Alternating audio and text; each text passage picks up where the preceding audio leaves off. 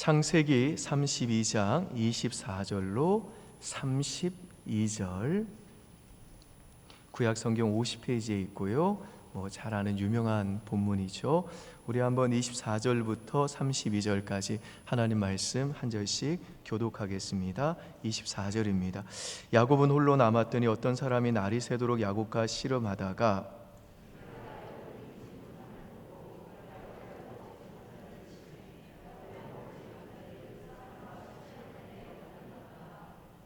그가 이르되 날이 새려하니 나로 가게 하라. 야곱이 이르되 당신이 내게 축복하지 아니하면 가게 하지 아니하겠나이다.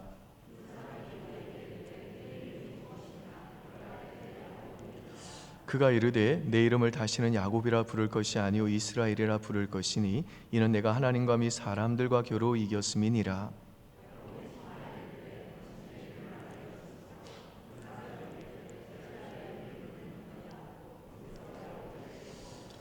그러므로 야곱이 그곳 이름을 브니엘이라 하였으니 그가 이르기를 내가 하나님과 대면하여 보았으나 내 생명이 보존되었다 함이더라.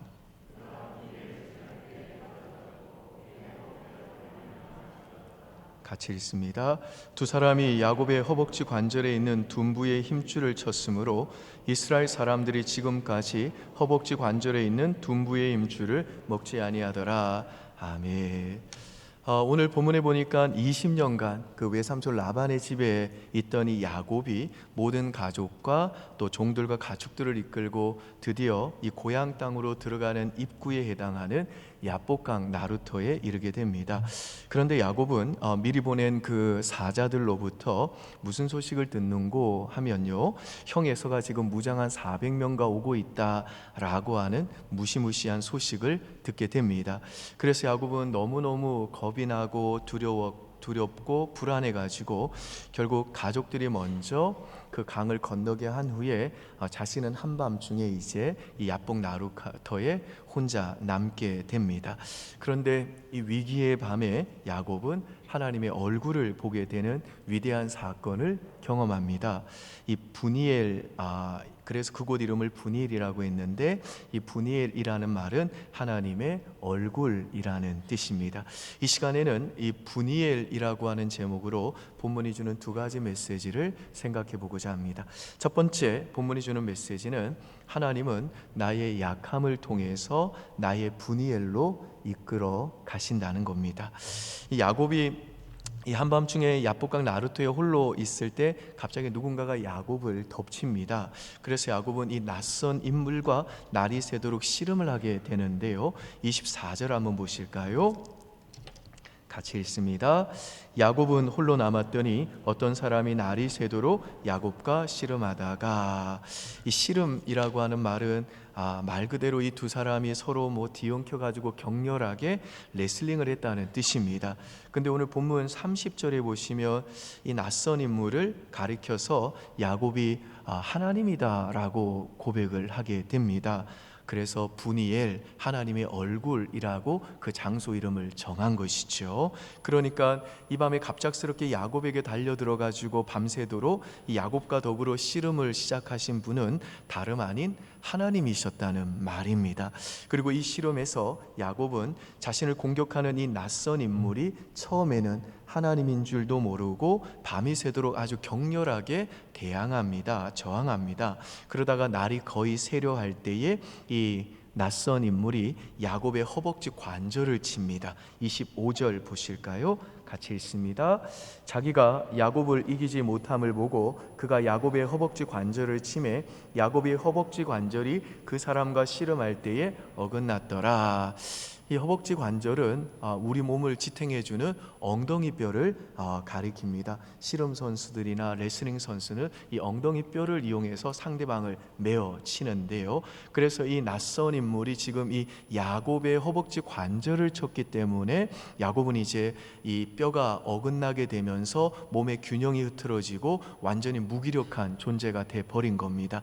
그런데 이 낯선 인물이 야곱의 이 허벅지 관절을 치는 순간 야곱은 야곱은 그 낯선 인물이 드디어 하나님이라는 것을 깨닫게 됩니다.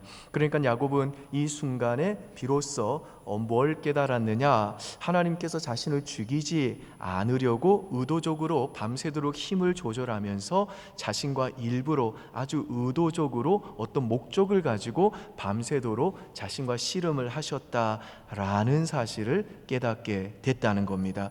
사실 야곱은요, 이 낯선 인물과 씨름하는 중에도 자신이 지금까지 살아온 대로 그가 할 수 있는 모든 힘과 노력과 깨와 술수와 기술을 전부 다 동원해 가지고 자신의 그 이름, 정말 간교한 자라고 하는 그 이름의 뜻대로 또다시 자신의 장기로 이 위기를 넘어가려고 했습니다. 그런데 하나님께서 그 야곱의 이 그 허벅지 관절을 치는 순간 야곱은 그날 밤에 이 레슬링이 지금까지 자신의 그 삶의 축소판이었다는 것을 깨닫게 된 겁니다. 그러니까 야곱은 이 순간에 비로소 지금까지의 자신의 그 인생이 그 하나님과 그분의 약속을 신뢰하기보다는 오히려 자신의 그 힘과 노력과 지혜와 장깨와 능력으로 살아온 삶이었고, 교만과 자기 신뢰와 불신앙으로 점철된 인생이었다는 것을 깨닫게 됐다는 겁니다. 그래서 야곱은 이 허벅지 관절이 부러지자 말자 그런 자신을 끝까지 포기하지 않고 그거 깨닫게 하시려고 밤새도록 힘을 조절해 가면서까지 자신과 이제 씨름을 해주신 이 하나님의 사랑 앞에 그 털썩 주저앉고서는 그 하나님께 이제 매달리면서 이렇게 외칩니다. 26절 보실까요? 같이 읽습니다. 그가 이르되 날이 세려하니 나로 가게 하라. 야곱이 이르되 당신이 내게 축복하지 아니하면 가게 하지 아니하겠나이다. 이것은 나는 이제부터는 오직 하나님만 의지하겠습니다. 하나님 없이는 저는 살 수 없습니다. 하나님의 복과 은혜를 내게 주십시오 라는 야곱의 믿음의 고백입니다.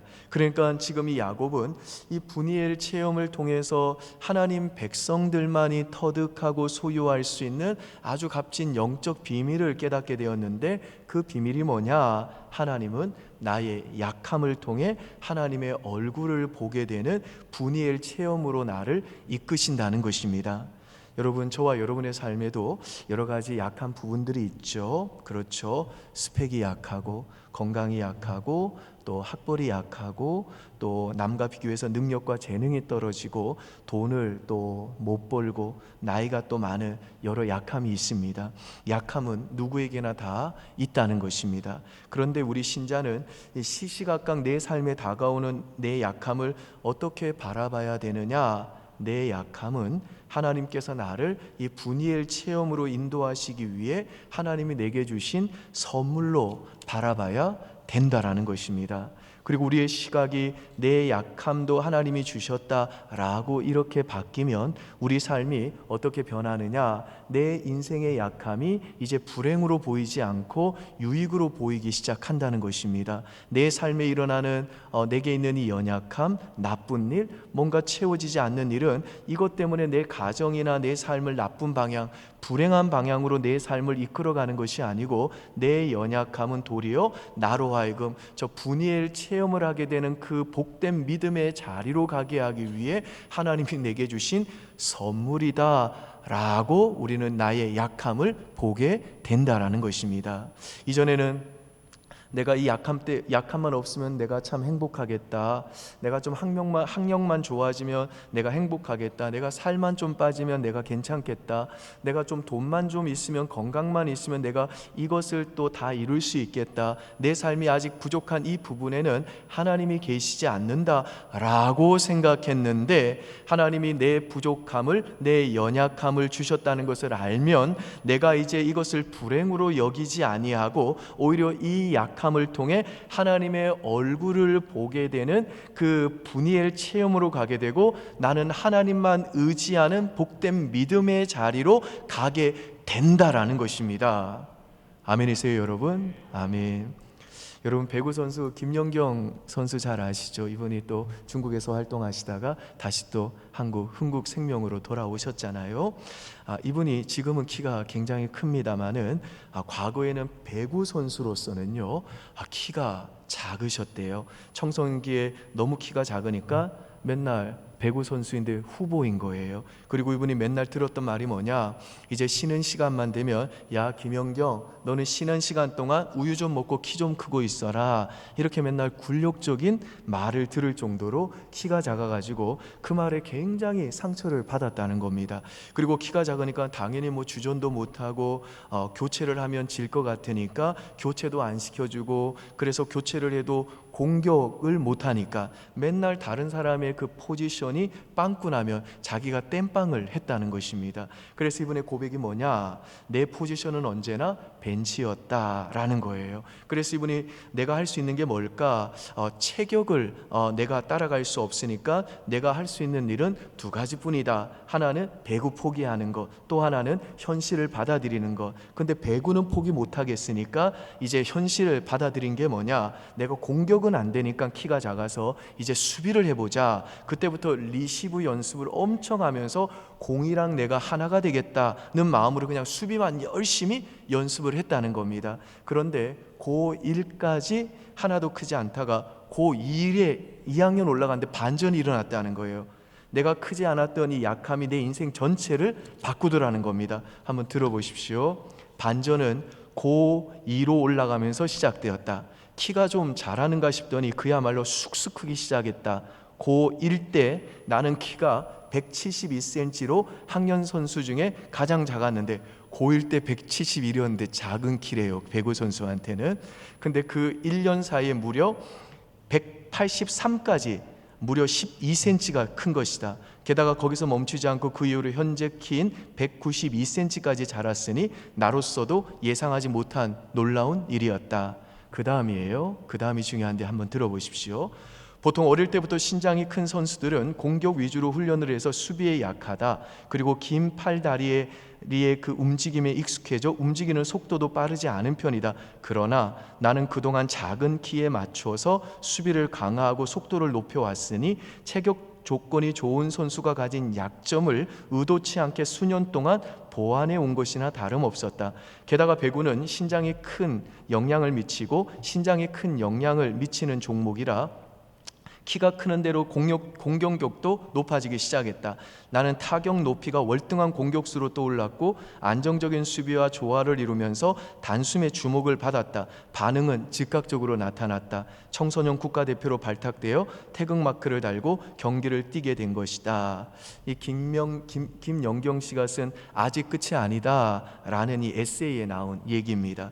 이런 걸 보면 우리는 어떤 우연한 어떤 조화를 느끼죠. 인간에게 어떤 약함이 있는데 우연하게 이게 고2 때 키가 크는 바람에 반전이 일어났다는 겁니다. 만약에 고2 때 키가 안 컸으면 진짜 힘들었었겠죠. 이분이 뭐 카톨릭 신자라고 말합니다만은 이걸 에세이에서 신앙적으로 쓴 건 아니에요. 근데 저와 여러분은 이분의 이야기를 느끼면서 뭘 느끼게 됩니까? 우린 신앙이 있잖아요. 세상 사람들은 신앙이 없기 때문에 이 약함 때문에 운 좋게 이런 일이 벌어졌다라고 결과적으로 해석을 한다고요. 근데 사실 저와 여러분의 삶은 지금 진행 중이지 않습니까? 우리는 아직 결과를 모르잖아요. 그래서 우리는 결과적으로 내 인생도 이 김연경 선수처럼 키가 크게 될 것이다, 그렇게 잘 풀리리라는 보장이 없잖아요.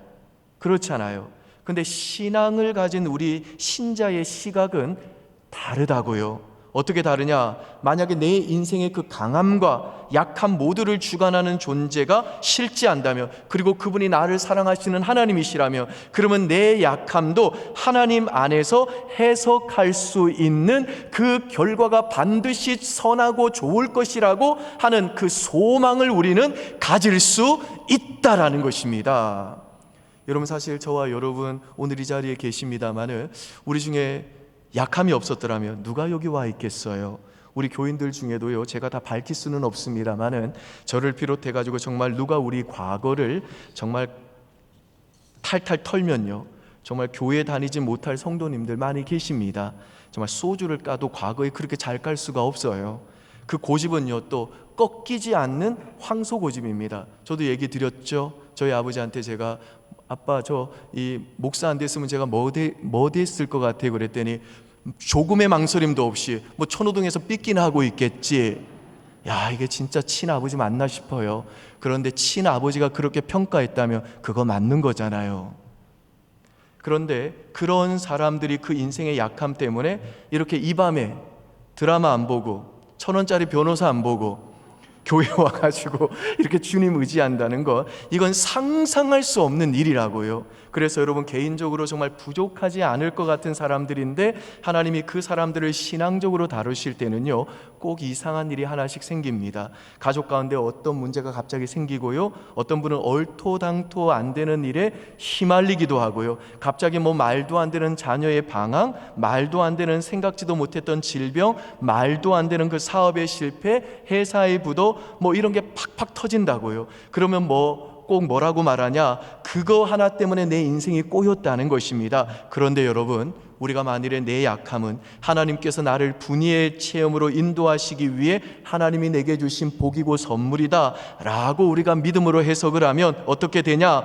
그 일, 그 놈, 그 자식, 그 남편, 그 아내, 그 질병, 그 투자 실패 등 나를 약하게 만드는 그것이 바로 나를 강하게 하는 하나님의 방법이라는 것을 깨닫게 된다는 것입니다. 왜 그렇습니까? 그 약함이 있어야, 그래야 내가 기도하거든요. 그래야 내가 하나님만 의지함으로 그 하나님의 능력이 내 안에 더 머물게 되고 더 그 능력이 커지게 되기 때문에 그렇다는 것입니다. 여러분, 저와 여러분의 고집을 누가 꺾겠어요? 내가 내 마음대로 살고자 했던 그 고집, 그 황소고집, 사람이 절대 못 꺾습니다. 근데 우리 하나님은요, 우리의 약함을 통해 우리의 그 황소 같은 고집을 꺾으시고 하나님만 의지하게 만드는 나의 분이엘로 우리를 이끌어 가신다는 겁니다. 그래서 여러분, 오늘 여러분에게 어떤 약점이 있으세요? 약함이 있으시나요? 여러분을 정말 괴롭히고 나 이것만 없으면 행복하겠다 하는 그런 연약함이 있으십니까? 그러면 오늘 이 시간 주님의 이름으로 축복합니다. 하나님이 그 약함도 내게 주셨다는 거 믿으시기를 축복합니다.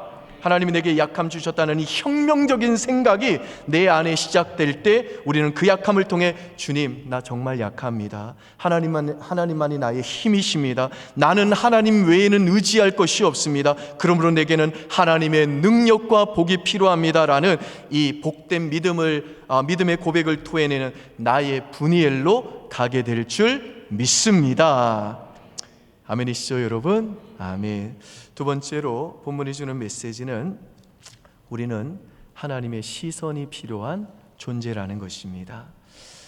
자, 야곱이 하나님의 얼굴을 보고 그의 시선이 이제 하나님의 시선과 마주하게 되자 어떤 일이 벌어지는지 31절 보실까요?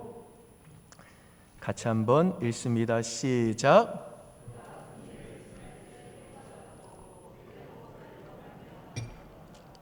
자, 여기 보시면 해가 돋았다라고 그러죠. 이건 야곱이 분이엘 체험을 통해서 그 인생의 어두운 밤을 통과하던 그의 인생이 이제 하나님이 허락하시는 밝은 새날을 맞이했다, 그 인생의 위대한 전환점이 되었다라는 그런 뜻입니다.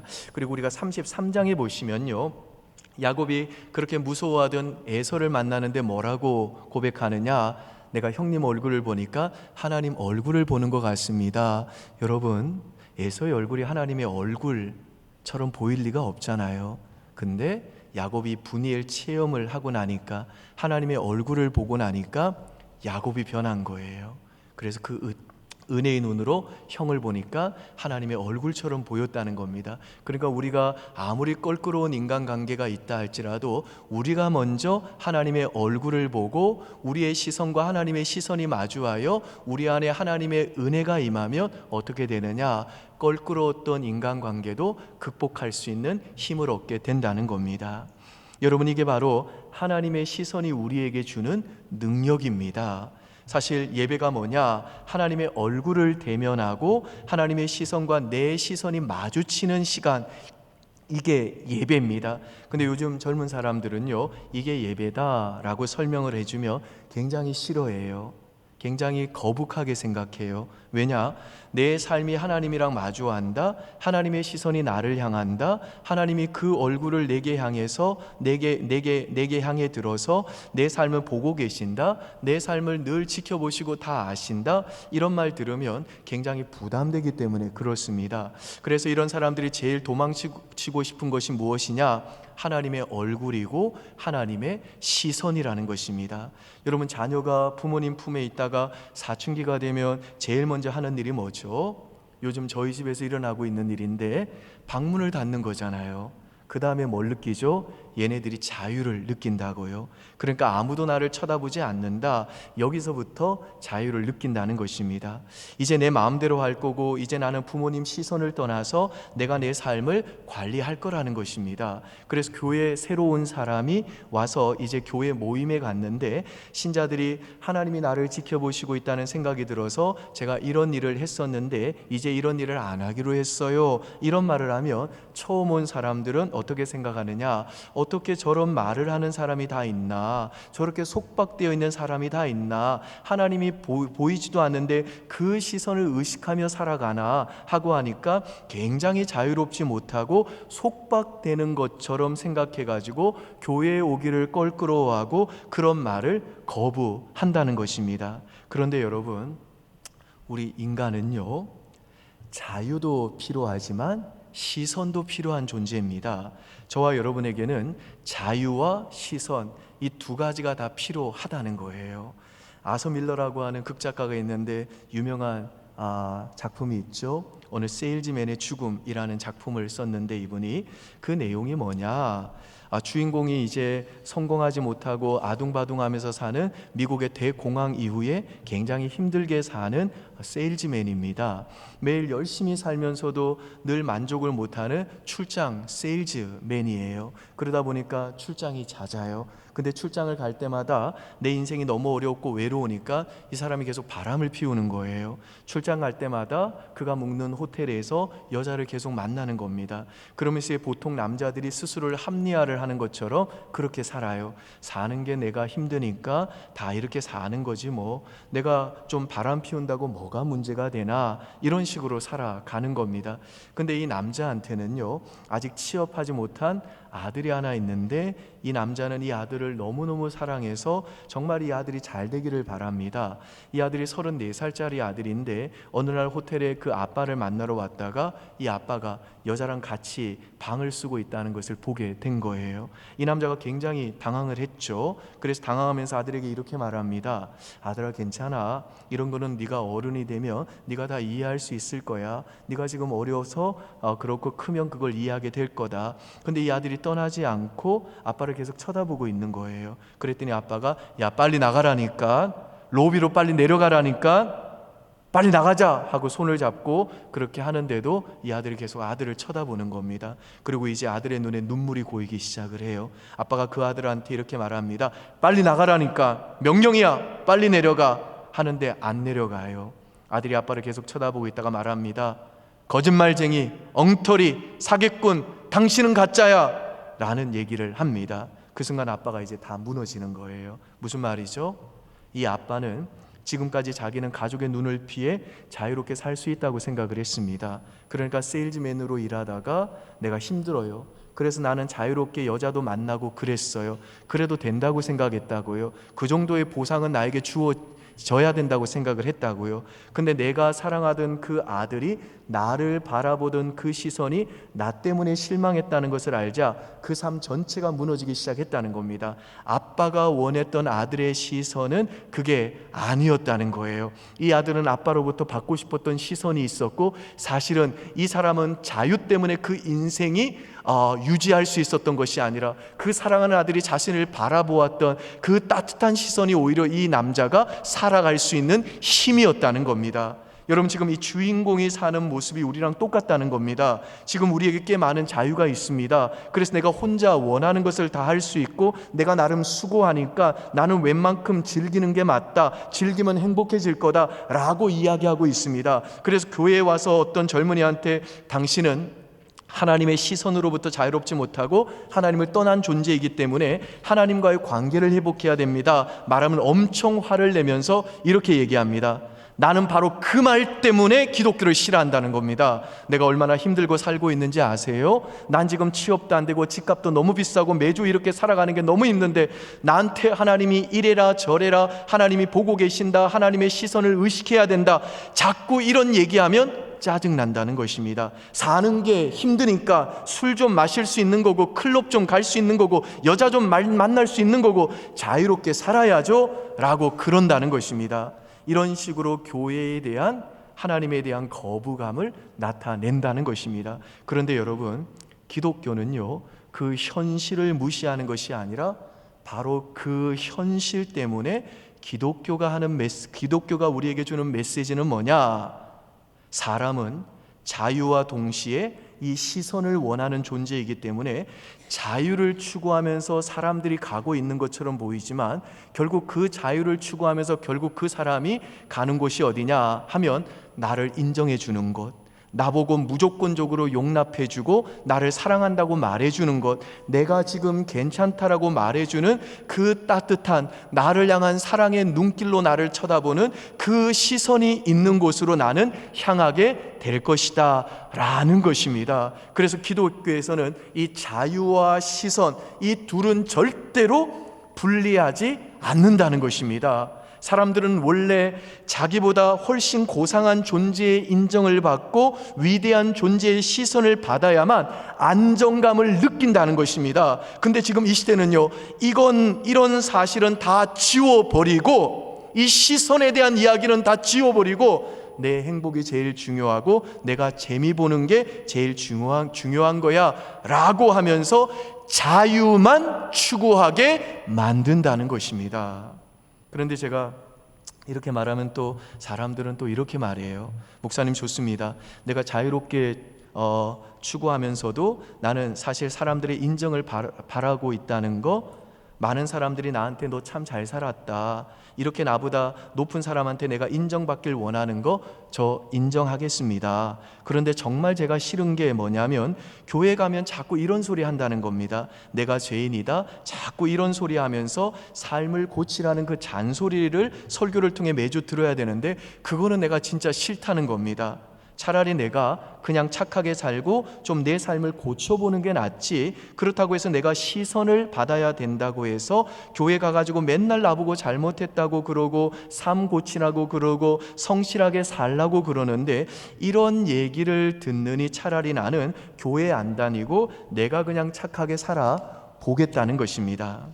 근데 여러분, 이건 예수 믿는 신자들을 향한 하나님의 그 시선을 완전히 오해한 것입니다. 왜냐? 사실 우리 인간은 다 죄인이기 때문에 하나님의 얼굴을 보면, 하나님의 임재를 경험하면, 하나님을 만나면 사람은 다 죽게 돼 있습니다.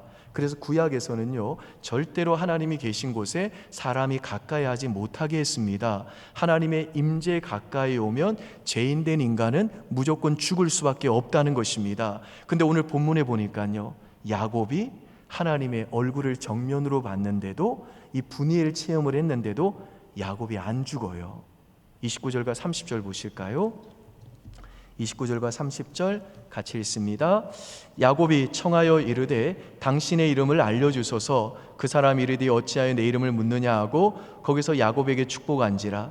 그러므로 야곱이 그곳 이름을 분이엘이라 하였으니 그가 이르기를 내가 하나님과 대면하여 보았으나 내 생명이 보존되었다 함이더라. 여러분, 그 이유가 뭘까요? 야곱이 하나님의 얼굴을 정면으로 봤는데도 죽지 않은 이유가 뭘까요? 이 기적이 일어난 이유가 뭘까요? 그 이유는 여러분도 이미 짐작했겠습니다마는 장차 예수님이 오셔서 하신 일 때문입니다. 마가복음 15장 34절 보실까요? 같이 읽습니다. 시작.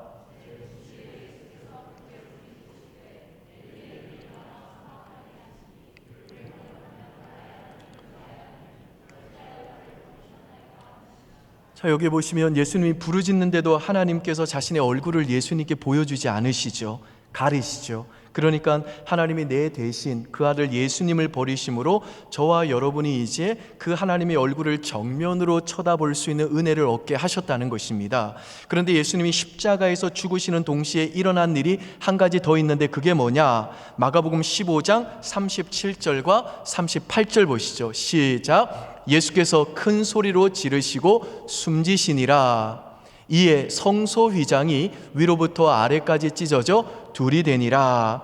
출애굽기에 보시면 시내산에서 하나님이 모세에게 내가 너희들을 주기적으로 만나기 위해서는 성막을 지어라. 내가 성막 안에서 너희와 만나주겠다. 성막 안에서 내가 너희의 죄를 사해주겠다 명령하셨습니다. 그래서 이스라엘 백성이 성막을 지었어요. 근데 대제사장이라고 해도 정해진 날 외에 이 성막에 함부로 들어가면 바로 죽었습니다. 그런데 이 성막이 이제 필요 없게 됐다는 겁니다. 예수님의 십자가의 그 죽음으로 말미암아 이 성막이 이제 위로부터 아래까지 찢어졌다는 겁니다. 이게 무슨 말이냐? 이제 우리가 하나님의 얼굴을 정면으로 볼 수 있다. 이제 성막에 가지 않아도 하나님과 마음대로 교통할 수 있다라는 것입니다. 왜 그렇습니까? 예수님이 우리의 성막이 되어 주시겠다는 겁니다. 그래서 더 이상 우리에게는 성막이 필요 없다는 겁니다. 여러분, 이 교회는 성막이 아닙니다. 이 교회에 와야만 예수님과 교통할 수 있는 것이 아니라 예수님이 우리의 성막이 되어 주셨기 때문에 우리는 오늘 이 예배를 통해서 이 밤에도 이렇게 찬양하면서 하나님의 얼굴을 정면으로 볼 수 있게 되었고 하나님께 나아가 기도할 수 있게 되었다는 것입니다. 그래서 이제 예수님은 이 땅에 오셔서 우리 인간이 그토록 갈망했던 두 가지, 자유와 시선, 이 두 가지를 모두 만족시켰다는 겁니다. 그러니까 우리는 누군가 내 삶을 쳐다봐 줬으면 좋겠다. 내가 실패하고 실수해도 내 죄는 보지 않고 늘 나에게 임재해 주시고 늘 나를 도와주시고 늘 나를 있는 모습 그대로 용납해 주시고 그렇게 날 사랑의 눈빛으로 지켜봐 주시는 분이 있었으면 좋겠다라는 이 마음의 깊은 갈망이 있는데, 하나님은 오늘 이 예배 가운데 우리를 찾아오셔서 예수 그리스도의 공로로 말미암아 우리를 향해 그 사랑의 얼굴을 우리에게 향하여 드사 우리를 그런 사랑의 시선으로 바라봐 주신다는 것입니다. 이 하나님의 시선을 느끼는 시간이 바로 예배라는 것입니다. 그리고 우리는 이 시선뿐 아니라 자유도 원하죠. 근데 예전에는요, 방탕이 자유라고 생각했는데 이제는 예수님을 의지해서 늘 기도하고 늘 하나님과 소통할 수 있는 그 진정한 자유가 우리에게 생겼다는 것입니다. 그래서 우리가 날 인정해 주시고 언제나 날 사랑해 주시고 언제나 나에게 은혜 베푸시고 복 주시는 그 하나님의 얼굴을 대면하여 보고 나의 시선과 하나님의 시선이 마주치면 그분의 말씀에 순종해 나갈 때 우리의 삶에 풍성한 열매가 맺히게 되는 그 진정한 자유가 우리의 인생에 펼쳐지게 된다라는 것입니다. 믿습니까, 여러분? 아멘. 바라기는 이어지는 이 찬양과 기도 가운데 나의 약함을 하나님 앞에 고백하고 그 약함을 통해 하나님의 이 얼굴을 보게 되고 하나님의 시선을 느끼게 되는, 그래서 인생의 그 어두운 밤을 지나 하나님의 은혜의 해가 떠오르는 밝은 새 아침을 맞이하는 이 분이엘의 복이 저와 여러분 모두에게 있으시기를 주님의 이름으로 축원드립니다. 축원합니다. 아멘.